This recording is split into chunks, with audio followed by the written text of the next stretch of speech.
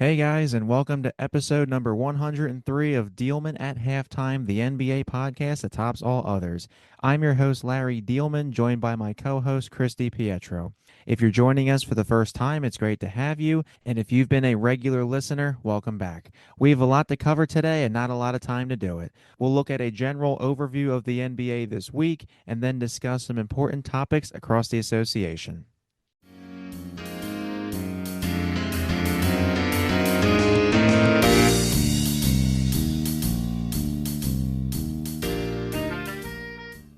Let's get to our content for the week.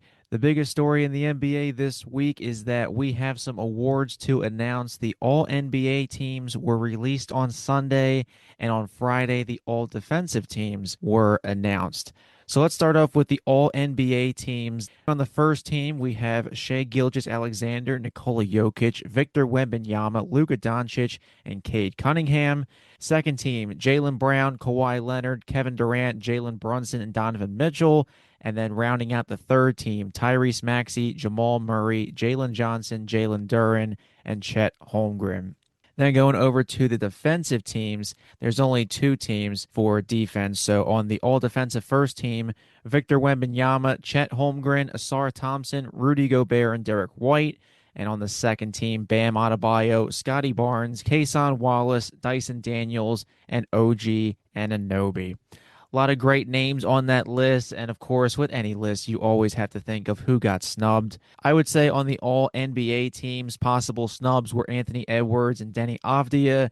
For the defensive side, I would say Scotty Barnes and OG, more so that they should have been first teams, and Alex Caruso nowhere to be found on the defensive side. But one thing you have to note with these potential snubs from now on, the NBA's 65 game minimum rule applies to awards such as All NBA and All Defensive teams. So that could kind of shake things up here. And Chris, I think one thing is clear. Victor Wembanyama should be penciled in for All NBA first team and All Defensive first team probably every year of his prime. Yeah, no doubt. He's probably going to be on both for as long as he's a capable NBA basketball player, which you would think would be a long time because of his pretty insane physical maintenance routines. I mean, you see the videos of him stretching and it's like he's made of rubber. So despite being so tall, he doesn't seem to be so injury prone and you see him probably a couple times a season like bend his ankle 90 degrees sideways and he just comes back in the game completely fine. So yeah, I'm with you there. But yeah, I did take some issue with some of these placements. The first team, I think they nailed the first team All NBA. I wouldn't change anything about the first team, although I did read that um it was Shea and Nikola Jokic got 100 first place votes for the first team, which is valid, but Victor Wembanyama only got 99. I don't know who in the world you would put over Victor Wembanyama in the top five player in the league conversation, which is essentially what the first team is. But 99 other voters agreed there that Wemby should be on the first team. And yeah, I think they nailed that. Second team, this is where it starts to get a little dicey. I think Brunson deserved it, despite having the least amount of voting points on the second team. I thought he should have been on the second team for sure. Jaylen Brown made it, no surprise there. He was upset he did not make the first team. I kind of disagree with him. But I think he was maybe, just one or two spots out of the first team, but I still don't think he should have made it. Kawhi on the second team, very deserving, definitely should have been there. It's really just Donovan Mitchell and Kevin Durant. You could probably make arguments for third team there. I'm a little surprised Chet Holmgren wasn't higher on these lists. We'll get to him in a second, but not that they didn't deserve second team, but I think those are two guys you could probably peg them down a little bit. Tyrese, Third team, Tyrese Maxey, you could yeah, probably throw in there. Tyrese Maxey as well. Yeah, yeah. I definitely think you could make an argument for him over Mitchell. I'm not really. I see a lot of Sixers fans like pissed at that. I'm not like outraged about it, but I think they're very comparable players. So it is what it is. And then we get to the third team, and this is where I was really kind of scratching my head. Even immediately when I saw the notification, I said, just like, this does not look right. Tyrese Maxey definitely deserved to be there. Chet Holmgren, who had by far the least amount of voting points out of anyone on this list, and obviously was at the bottom of the third team here. That really surprised me. I thought he was, an all NBA lock. And, obviously he made it, but I wouldn't have expected him to receive less votes than Jalen Duren, Jalen Johnson, and Jamal Murray. I don't take too much issue with Jamal Murray. He had a really great season, honestly. Regular season at least. They all kind of ran out of gas there towards the end. He's a great player. Truly underrated. So I don't take too much issue with that. But Jalen Johnson and Jalen Duren is where I really, really, really started to, question things about these all NBA teams because really because of one man who glaringly did not make it in my opinion, and you mentioned him, Scotty Barnes. Omitting Scotty Barnes from an all NBA team this year is like blasphemy. That is absolutely ridiculous to me. No, I said Scotty Um, for defensive, but yeah, all NBA. That does make sense too. Well, yeah, yeah, we're gonna get to that too, because I think there's an equally frustrating Scotty Barnes predicament over there on the defense teams. But it's ridiculous to me how Scotty Barnes is not making an All NBA team, especially over Jalen Duren. Like, listen, we might be a little brainwashed from his extremely disappointing playoff run.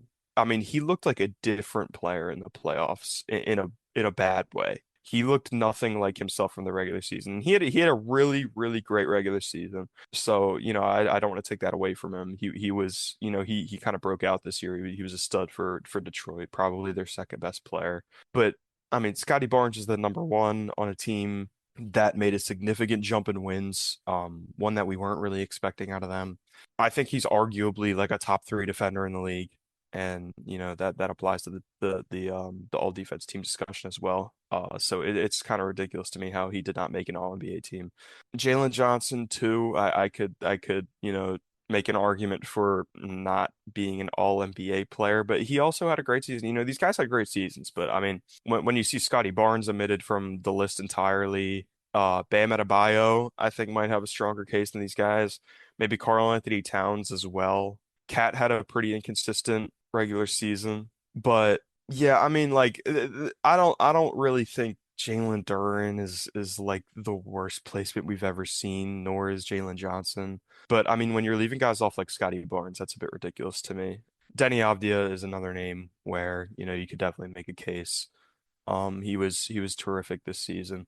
So yeah, I was really kind of scratching my head at that third team because I really just thought there were guys that were better this season. But I think they nailed the first team and the second team for the most part. And then for the all defense teams, like I thought they got a lot of these names right, but again, no Scotty Barnes on the first team is unreal to me. Like that is insane. And to be fair, he was 16 voting points off, however that's calculated. I think it's just calculated by the voters' first, second, third place votes, however you want to call it. However that's calculated, he was only 16 points short of Derek White, who I thought 100% he should have been over Derek White. That is, I mean, again, when you're talking like all defense and all NBA convos, like you can't really like take away from any of these guys because I mean like you'll never see like Corey Kispert make like an all NBA team.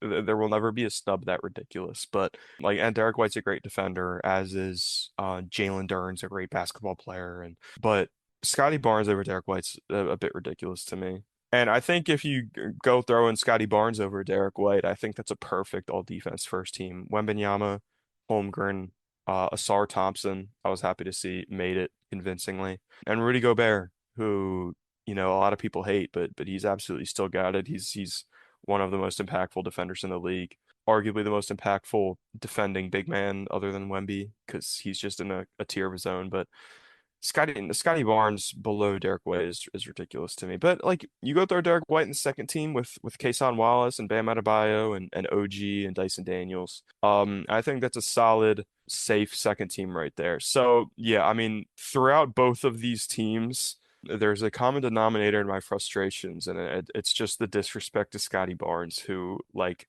I think is nearing like you could probably argue he's maybe a top 15 player in the league at this point, in my opinion. Like, and he's he's still young and he's still kind of finding himself. You can tell when you watch him. But what he's able to do is ridiculous. I mean, he just completely shuts down whoever he's guarding, and he's near impossible to shoot over.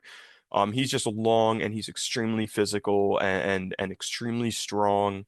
And no, all defense first team is ridiculous. And then you talk all NBA, he is you'd expect a player of his stature and strength and physicality and frame to maybe be like a subpar offensive player, and that's far from the case. He is extremely skilled offensively too. He has a real knack for getting the ball around, and he's starting to find his shot a little bit. And that physicality makes an equally massive difference on the offensive end. He is just a force to be reckoned with, and I think it's ridiculous how he didn't make an All-NBA team, and I think it's ridiculous how he wasn't on the All Defense First team. So yeah, a lot of my frustrations here lie with Scotty Barnes. But I mean, overall, they got a lot of these names right. Maybe you could argue like all defense. I don't think I would like throw anyone out of the second team necessarily. For the All NBA teams, I might toss out Jalen Duren, maybe Jalen Johnson. But yeah, I mean, they got a lot of these names right. I just take a large issue with the Scotty Barnes disrespect. Yeah, a lot of good names in these sections overall. And what you have to worry about with Jalen Duren, I believe he's eligible now for like a super max contract, which after watching those playoffs might be a little concerning for Pistons fans. But if Yeah, you just go by right. regular season, it'll probably be a good deal. And with Scotty Barnes, on the other hand, it might be a good thing that he didn't get it because A, gives you more motivation to be even better, and B, it might save the Raptors a few bucks to build around Scotty Barnes for the short-term future and see what they can do under Darko Rajakovic. And the 65 game minimum, I think everybody hates it. Everybody's like, "Oh, well, so and so missed this many games and we're just kicking people off the list." And it's a good idea in theory, but in execution, it's a little suspicious. And no LeBron on an all NBA team at the first time in like almost ever. Probably took people by surprise, but LeBron is no longer just a penciled in all NBA player. So these teams were released the other day, and hopefully maybe we can see some better results next year, and these players can step up in the future. This episode is entitled Juggernauts. So, who's raising eyebrows at the moment?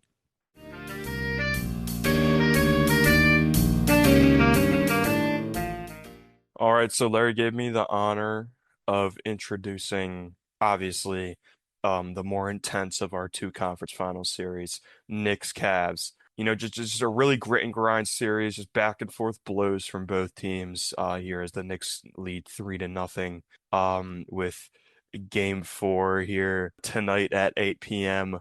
on this cloudy Monday afternoon. But yeah, I mean, there's really not a whole lot to say here. The Knicks have just really controlled this series throughout. After that first half in game one, where the Cavaliers led by 22 points and just completely fumbled the game away and just stopped hitting shots and just stopped playing defense. And like this was my concern about Cleveland all along. I feel like I've echoed similar concerns throughout the entire, not only the entire playoffs, but the entire season. You just never know what version of the Cavaliers you're going to get going into a game. And it's usually not their best version is what you're going to get. James Harden has been abysmal in this series. Donovan Mitchell's had his boneheaded moments. I think maybe the most important thing to note about Cleveland in this series has been the Evan Mobley, Jared Allen duo just getting exposed like pretty routinely. Offensively, I think like the lack of spacing is really a massive issue for them. And it just completely jams up whatever they're trying to do offensively. And we are, they're in the conference finals. They haven't been there with this core yet. Like on paper, I think it's a successful season, but that's on paper. Like we are watching this team's fundamental issues, their DNA, just get exposed right before our very eyes. And when you see that from a team, like when you see what's happening in Cleveland right now, I don't care if we're in the first round. I don't care if we're in the conference finals. Like it's concerning and something has to change fast. And we're really getting to the point here where, Mitchell and Harden are aging and you have a James Harden extension decision coming up. And I think that's going to be really telling about the direction of this franchise. I'm kind of in the camp that they should, get a lot for these guys while they can. Because again, like you watch this series and these are issues that have, plagued them for years and that didn't change with just a James Harden, Darius Garland swap. I mean, this is just an inconsistent team with fundamental issues. The Allen Mobley duo like has their moments of brilliance, but ultimately I think it's too much of a plague offensively.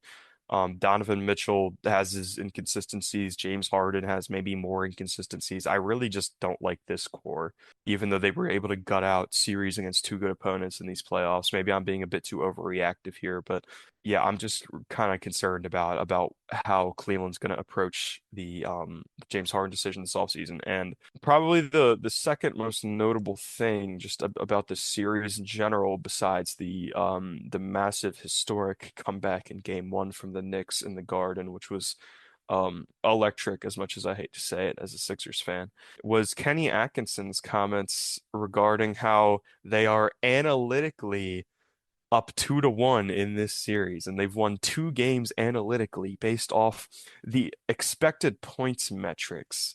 Like, listen, I'm a part of spreadsheet fan club. I love my advanced stats. Like, I really think they can be very useful and very telling. But you are the head coach of this basketball team. Like, you are the voice in the locker room. You are this is the most important series of your life, I think. I don't think Kenny Atkinson's been this deep in the playoffs as a head coach. And, your team is on the ropes and everything is on the line. Like you're down 3-0, but you're the head coach. It's not like you can punt the season away. And these guys do not need to hear that they've analytically won two games. Like I get it to a degree. Like you want to emphasize that the process has been good and you're getting good looks and they're just not falling and the Knicks looks are falling.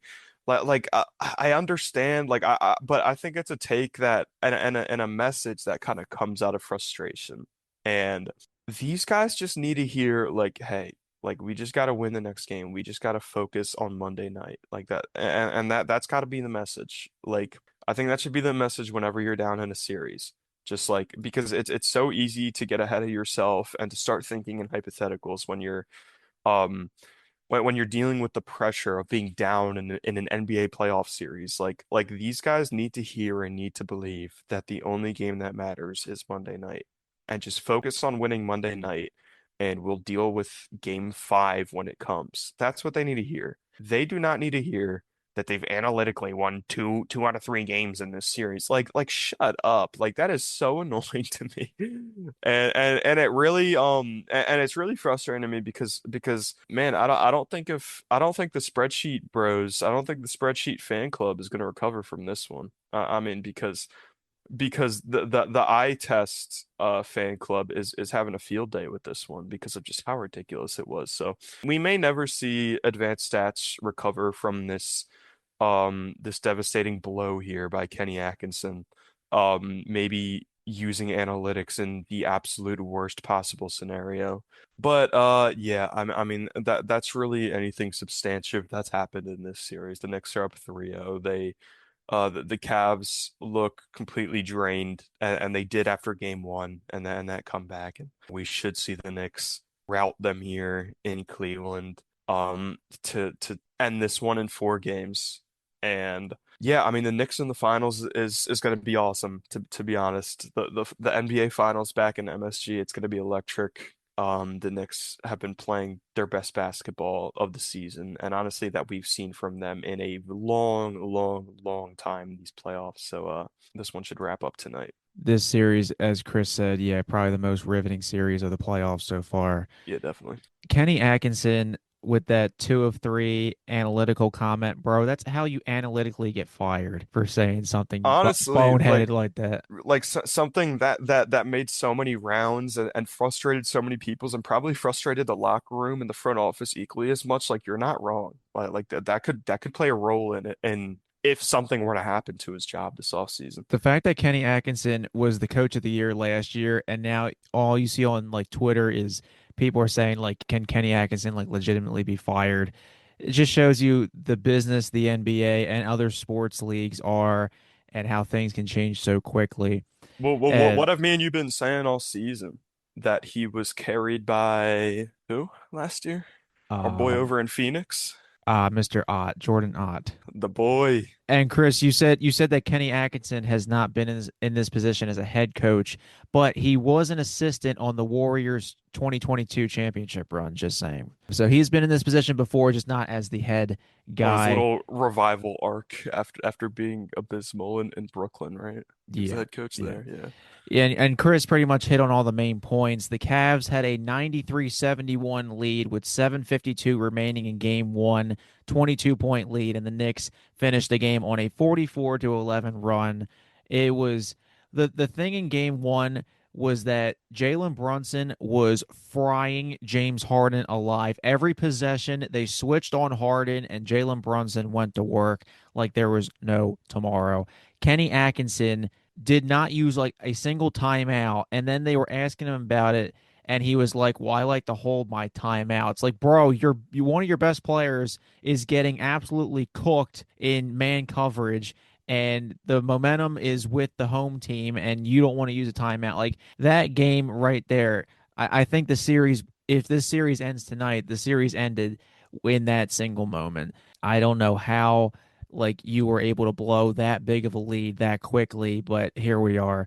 Game two, Josh Hart was on a different level that night. And then game three, Jalen Brunson had one of his usuals. And Landry Shamet, of all people, slammed the door shut. He hit a couple big threes. And of course, a former Sixer playing in the big moments because, half this the rest of these playoffs are former Sixers doing things, but we won't go there. Game three, the last couple possessions, the Cavs just seemed to give up. Like Jalen Brunson was just getting in the paint. There was nobody home. And, you could just see the Cleveland fan base heading for the exits. They had no life whatsoever. The Knicks have won 10 in a row. Their last loss was in the first round, game three versus the Hawks. Both of those losses that they had, by the way, the Knicks were by 1 point each. I don't know how the Hawks, of all teams, took the Knicks to 6 games, and yet the Knicks might be going on back-to-back sweeps is just insane. The Yeah, we Knicks rapidly went from CJ McCollum is about to single-handedly knock the Knicks out of the playoffs to like, wait, maybe the Knicks have a chance against the Thunder, the Spurs or Thunder. Yeah, no, it's been crazy. The Knicks have been on this big heater this entire postseason. They took care of the Sixers, and I've been seeing a lot of people say, "Oh, this is going to be the first series in history for the 3-0 comeback," and I'm like, Uh, no, not even close. So this one should wrap up tonight in the Eastern Conference Finals. We might have to see Madison Square Garden be a NBA Finals host in the coming week.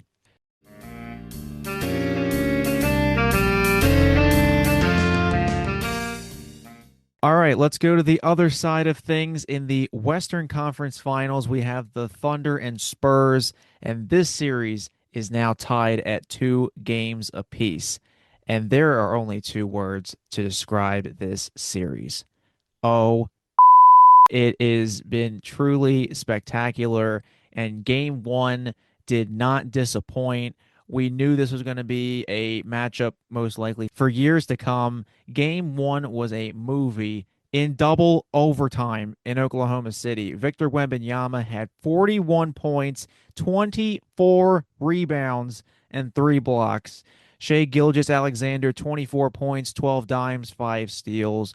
It was one for the ages. Victor Wembanyama pulled up like Steph Curry did in 2016. He pulled up from like 30 feet in transition, hitting threes, and was just a man on a mission in that game. And some other things to note in this series, Stephon Castle, yikes. First two games of the series, he had 11 turnovers in game one and then 9 turnovers in game two. So he had 20 turnovers and almost the same amount of assists. But in the last two games in San Antonio, just one each. He has really cleaned up his playmaking ability, even though he might not be a tier ball handler at this point in his career. The thing that's hampering both teams right now are the injuries. For the Thunder, Jalen Williams and AJ Mitchell are both dealing with injuries. AJ Mitchell more recently, Jalen Williams, that hamstring issue has really been bugging him, and he's been almost a non-factor in these playoffs because of it. De'Aaron Fox and Dylan Harper for the Spurs. De'Aaron Fox made his comeback a few games ago. Dylan Harper, kind of a lingering thing, but he's been doing his thing. And then game three, Jared McCain was the spark plug off the bench. Game four, the Spurs were just playing suffocating defense every possession. It was so bad that Shea Gilgeous-Alexander was a DNP, or he did not play in the fourth quarter of game four. This has been a, truly great series. We've seen the young Spurs really just take over against the reigning champions. That Spurs home cooking crowd definitely played a factor in games three and four. And Victor Wembanyama is growing in front of our eyes. The paint is a no-fly zone. Like you see, I think we've said it before, teams are just scared to even go in the paint. He's blocking everything, and it's just been truly, great to see him blossom at this point in time. Another point to note from game four, you saw, despite how young he is, Mitch Johnson is becoming one of the best coaches in the NBA because he pulled Carter Bryant aside. He's a rookie, pulled him aside in game four, and the cameras picked it up. Not the actual conversation, but the visual. And you could see Mitch Johnson absolutely going in on Carter Bryant. Like he was like screaming at him, and you could see like, he's like, like shaking and frustrated and stuff. And I could kind of read his lips. He's like, listen to me, and blah, blah, blah, blah, blah. And then he like pats him on the back and he's like, get out there. And, the tough coaching, and people were clowning Carter Bryant online, like, oh, he's crying. But tough coaching, you're in this spot, and it really shows how much this team cares. But this series has been one that we will probably not forget for a while. Chris, I don't know how else you describe this series, but Victor Wembanyama has been lights out. Shea, he's had his moments, but game four was a dud, and what a treat overall. Yeah, an incredible series. I want to piggyback off the conversation you started about the Carter Bryant stuff because a lot of the discourse I've seen around that has just like been like infuriating to look at. Obviously, he's receiving that hard coaching, like, and when he's getting emotional about that stuff, like that means you really care. Like that means that you're really taking it to heart, and you're really gonna put your best foot forward and trying to do better in whatever Mitch Johnson was telling him to do. And not only that, like Victor Wembanyama being by his side and giving him some words after that exchange. I think Wemby could tell he was kind of emotional and a bit beside himself. And that was just an incredible moment from Wemby. I mean, he's such a young player and he just moves like somebody who's been here for 10 years. It's insane. And Carter Bryant is a great player. Like he's gonna be huge for them moving forward. But yeah, I mean the series has been awesome. I mean game one, the second overtime thriller. I mean I don't think you could have asked for a better game one of this series. I mean that was incredible. Just trading blows back and forth, and the Wembanyama three from Curry range to tie the game was just like I mean that's gonna go down as an all-time Victor Wembanyama moment, an all-time moment of a player who is probably going to be discussed as one of the greatest players of all time. So watching that live was just unreal. But I think the story from the first three games and how that changed in game four was San Antonio's approach to defending Shea Gilgeous-Alexander. In the first three games, they were sending the house at Shea, and they weren't like directly doubling him a lot, but they were helping like crazy on him. And Like if he even sniffed like 5 feet of another defender, like they were sending the double and they were applying so much pressure to Shai Gilgeous-Alexander.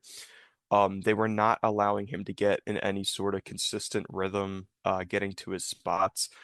And while that was working on Shea, it was leaving a lot of open three-pointers up for the Thunder's arsenal of elite role players. And you saw players like in game one, it was Alex Caruso, and then you see Jalen Williams, the center, and Jared McCain. He took over in that game three. You see these guys just taking over and not missing their open threes, and San Antonio was allowing a lot of them, and he was allowing the OKC supporting cast to really take off and take over games. And credit to Mitch Johnson. I think he's one of the best coaches in the league. He recognized that. And he recognized that as soon as it became a serious issue for San Antonio. And that really changed in game four. They started letting Shea kind of do his thing a bit more, which would like sound counterproductive because he's, one of the best players in the league, especially just with one defender on him. But I think it threw Shea for a bit of a loop, and even without as much defensive help, he was still kind of having a bit of trouble getting to his spots, and getting into a rhythm. But the difference was they were not allowing these open threes like they were in the first three games of this series. Jared McCain was awful the other night. Jalen Williams, a bit labored in that game, was really bad, and Aaron Wiggins couldn't really do much. I mean, these players that Caruso wasn't himself, and especially not the one we saw in game one, and they diverted a lot of the pressure they were putting on Shea to not allowing these open threes from OKC's supporting cast, and it worked. It was suffocating, like you said.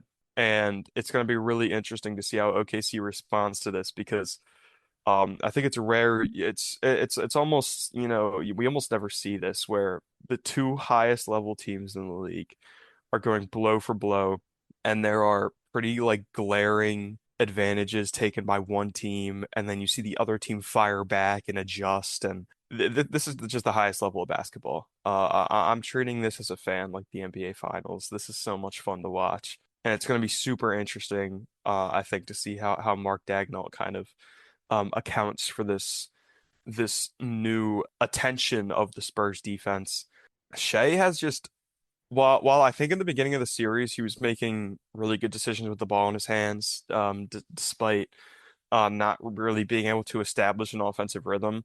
I don't think he was bad in those first two games, but like again, we in that game four we saw them take a lot of pressure off of Shea, and he still was unable to get into a rhythm, and that's a bit concerning to me. He's looked a little shell shocked from an offensive creation standpoint in this series. So that's a bit concerning to me about the Thunder. I think my biggest concern about San Antonio moving forward is really honestly just the involvement of Victor Wembanyama. Like there's been some large stretches in this series where Wemby has really not been very assertive offensively. And also moments where he's probably been outside the paint a bit more than he should be. So yeah, I would like to see Wemby kind of in the paint more, being a bit more assertive. And for the Thunder, I really think they have to find a way to adjust to the new strategy defensively that San Antonio is deploying. And Shea needs to get into a rhythm here. This game five is pivotal. Real ones know game five is the real game seven. This is absolutely huge. Both teams are going to give it their best. Probably the best game of the season so far coming up tomorrow on NBC. Can't wait for that one. We'll get more into it in a second, but yeah, this has just been a stellar series so far. Just such a treat for NBA fans, and yeah, cannot wait for this game five. Yeah, I agree with your points on all that. Just been a great series. Game five is like the real game seven, that turning point in the series, no matter if you're up 3-1 or tied 2-2. And I think another thing the Thunder need to be a little cautious about, or they need to kind of fix, is Chet Holmgren. With Jalen Williams out of the lineup with his injuries at the moment. Chet Holmgren needs to kind of be that second option. And right now, he's more of like a getting that A on the group project. He gets his occasional blocks, he gets his points, but he needs to kind of take over instead of having Shea just be a DNP in the fourth quarter. Maybe if Chet kind of gets going a little bit, draw a couple plays for him, maybe they could, get somewhere. But when you're going up against a guy like Victor Wembanyama, it's hard to do that when you're being guarded by him. So newly minted third team Chet Holmgren, I think, is a big piece for them in these next couple games as well. This series I think is just a great one so far. The depth by both teams has been awesome to see. A lot of young talent too. The Spurs, I mean, I don't think most of their lineup is over the age of 25, if any. Well, besides De'Aaron Fox, but yeah, this has been a really young lineup. You're going against the defending champions, and I mean, it's been one that I think we'll be looking on for a long time. So, That's a great um, point. I just want to touch on what you just said right there because, San Antonio and Oklahoma City right now, like these are clearly not, like flash in the bottle contenderships they're in right now. Like that they almost have like a system, like a farm of like young players, fearless players when it comes to these big moments. And I think it says a lot about the type of guys they prioritize like in the draft. And they're clearly draft oriented teams right now. They were built through the draft and almost like the Eagles in football, it's like they just have a type of guy that they look for. And these guys, when they get thrown into the game, or whether they're eased into a starting job or whether they're thrown into the fire, they're ready for the moment. And the Eagles have their way of processing it and finding those guys throughout the draft process, and it seems the same way for Oklahoma City and San Antonio. I mean, there is not one young player that enters the game for these teams, a rookie, whatever, that looks out of place, that looks like they're not playing hard, that looks like they're phased by the moment, like none of that. And it's incredible, and it's a testament to their front offices and what they're building. And like I said, similarly to the Eagles in football, like they should be the model for all NBA franchises in terms of talent evaluation. And it's almost frustrating to be a fan of a team that isn't like that. And and that's side note, that's also why I want the Sixers to hire front office executive extraordinaire over in Oklahoma City, Vince Rosman, as the team's new general manager. But yeah, I think that's a great point you just brought up. we'll see how this shapes out. And we might not be done talking about this conversation as we segue into our next point.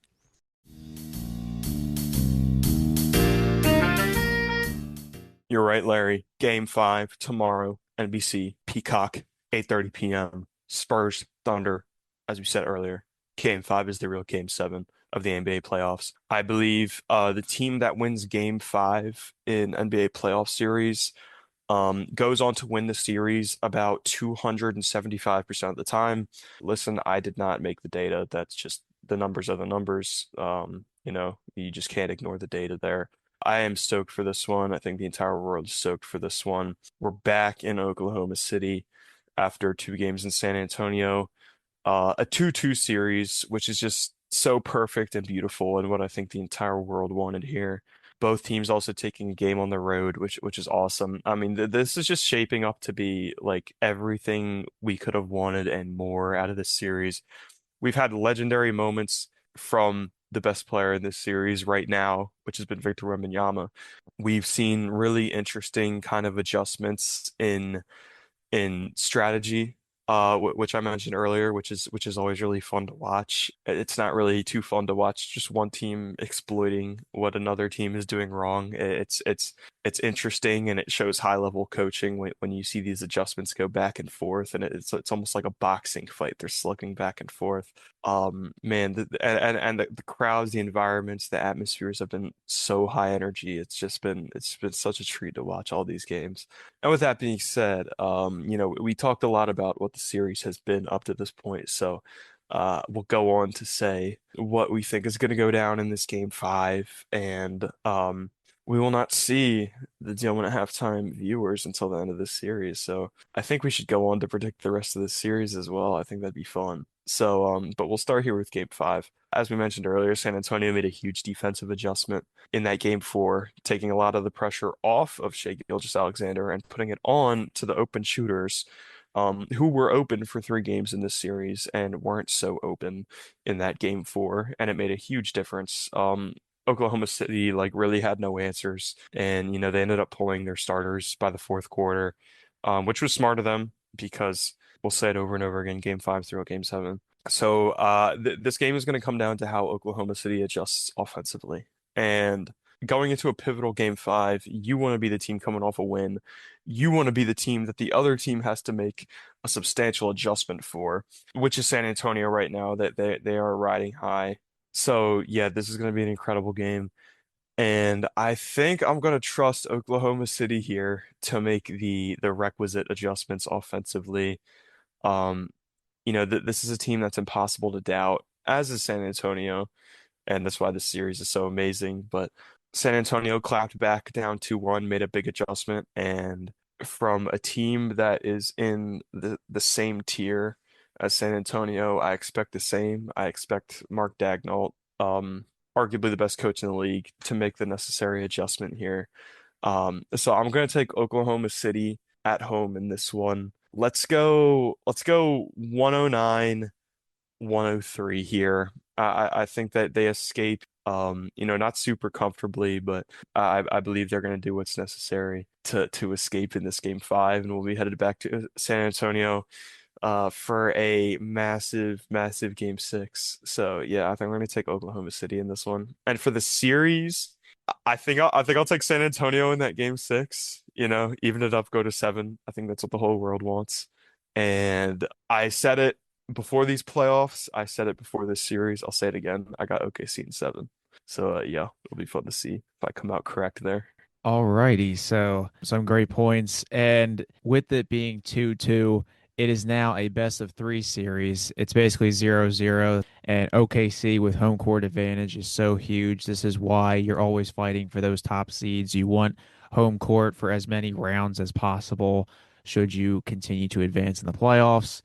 And as you mentioned, teams that win game five tied 2-2 usually have an overwhelming advantage to win the entire series. Someone that we did not mention in the previous section, and he's not one of the main stars per se, but he has just been so consistent for the Spurs. Every time I'm watching these games and I'm like, damn, this guy don't miss. Devin Vassell is he's been consistent for them.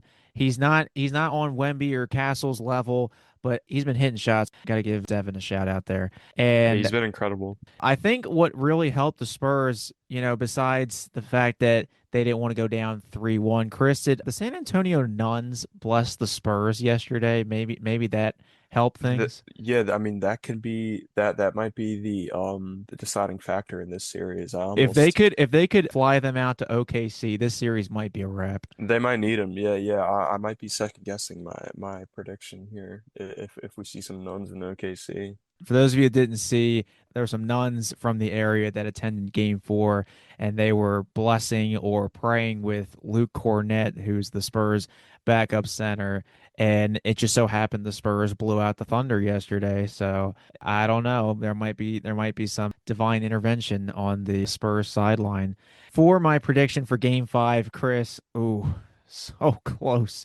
You said Thunder 109, 103, I believe. Yes. We did not compare notes. My prediction, Thunder 109, 104. Wow, that's crazy.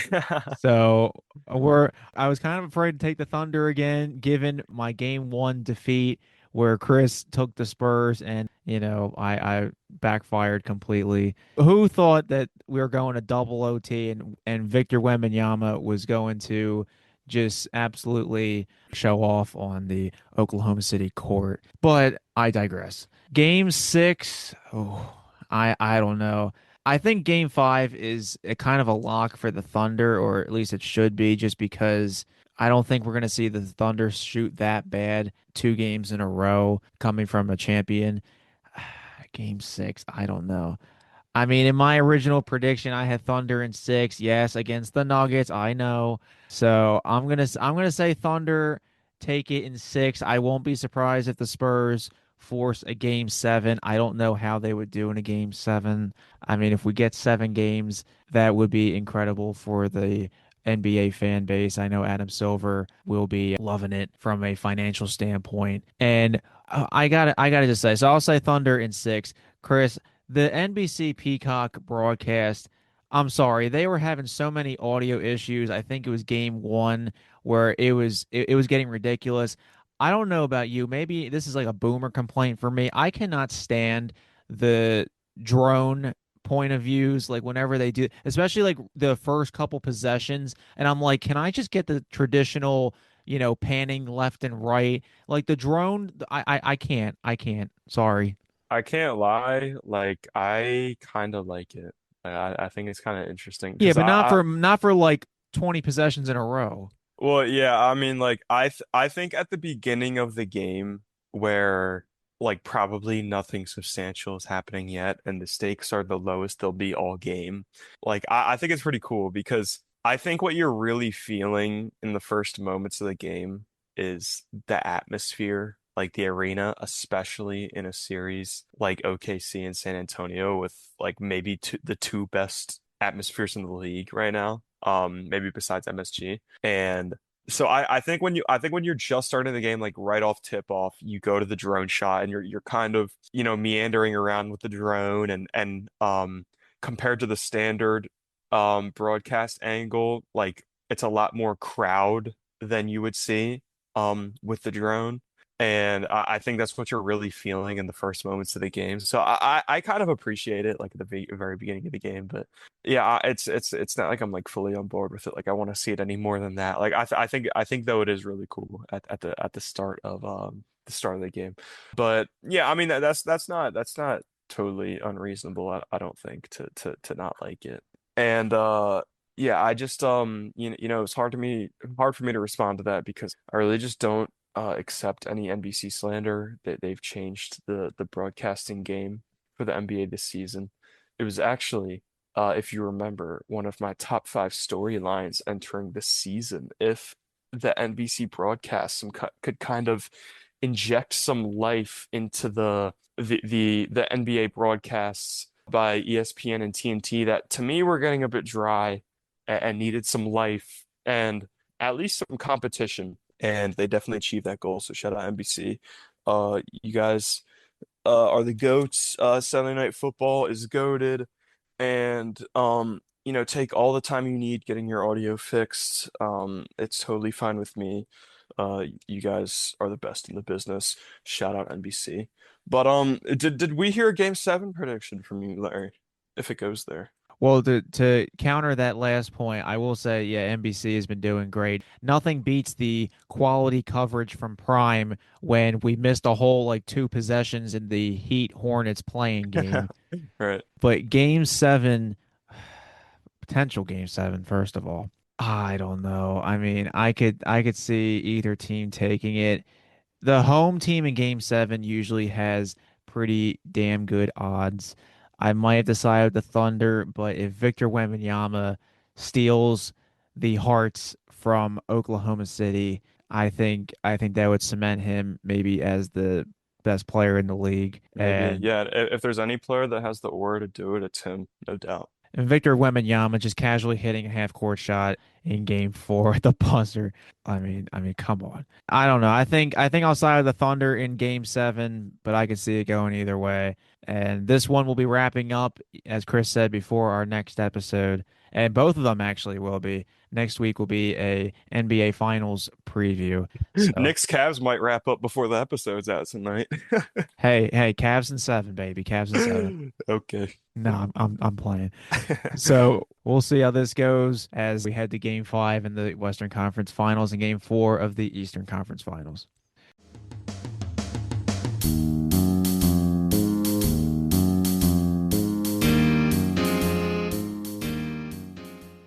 Well, that's all the time we have for today. If you haven't already, make sure to follow the podcast accounts, Chris and me, on social media. The three podcast accounts on Instagram, TikTok, and X or Twitter are under at Diehlman at half. My personal X and Instagram are at Larry Diehlman. Chris's personal X and Instagram are at Chris Dippy. All seven handles are in the description on Buzzsprout, Spotify, or wherever you get your podcasts. Remember, although you can find Diehlman at halftime on major podcasting platforms like Spotify, Apple Podcasts, Amazon Music, iHeartRadio, and YouTube, the main podcast website is on Buzzsprout. The website URL is dealman@halftime.buzzsprout.com. Feel free to send a comment by using the Send Us a Text button located in each episode's bio. With the exception of Apple Podcasts, the text option is available on Buzzsprout and all of the major platforms. Your comment could end up in the fan mail section of the Buzzsprout website. And don't forget to spread the word about Diehlman at halftime. See you next time, fellow Hoops fans.